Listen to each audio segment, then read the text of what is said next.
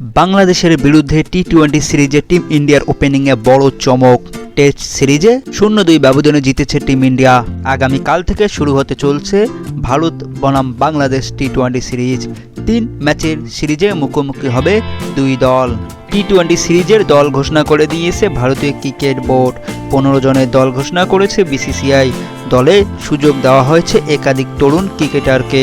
ভারতের দলে রয়েছেন সূর্যকুমার যাদব অধিনায়ক, অভিষেক শর্মা, সঞ্জু স্যামসন, রিঙ্কু সিং, হার্দিক পান্ডিয়া, রিয়ান পরাগ, নীতিশ কুমার রেড্ডি, শিবম দুবে, ওয়াশিংটন সুন্দর, রবি বিষ্ণই, বরুণ চক্রবর্তী, জিতেশ শর্মা, আরশদীপ সিং, হর্ষিত রানা এবং মায়াঙ্ক যাদব।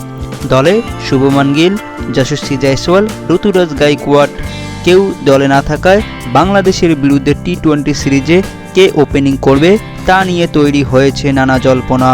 ফলে বাংলাদেশের বিরুদ্ধে ওপেনিংয়ে আরও এক নতুন জুটি দেখা যেতে পারে। ওপেনিংয়ে অভিষেক শর্মার জায়গা পাকা। অভিষেকের সঙ্গে ইনিংস শুরু করার সম্ভাবনা বেশি সঞ্জু স্যামসনের।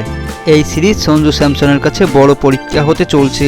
ওপেনিংয়ে নিজেকে প্রমাণ করার বড় সুযোগ পেতে চলেছে। হ্যাঁ বন্ধুরা, আগামীকাল ঠিক সন্ধ্যে 7টায় শুরু হতে চলছে ভারত বনাম বাংলাদেশের 3 ম্যাচের টি-20 সিরিজ। তবে তোমরা যদি নতুন হয়ে থাকো KKR ভক্ত চ্যানেলটি সাবস্ক্রাইব করে পাশে থাকা বেল আইকনটি অন করে দিও। ধন্যবাদ।